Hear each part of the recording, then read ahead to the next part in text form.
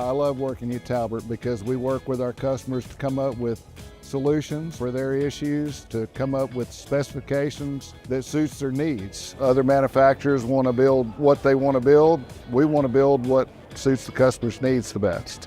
We take the time to listen to the customer for not only their needs today, but kind of their anticipated needs for the next 5 to 10 years to ensure that the trailer that they're going to be using today can fit their business needs in the future. And we do that by way of distribution, so understanding their tractor equipment, what the load is, but also where they're hauling. And then we work in tandem along with our dealer to determine if permits are needed. We want the trailers to perform for our customers, last for our customers, and be worth something down the road. Our trailers hold their value better than most.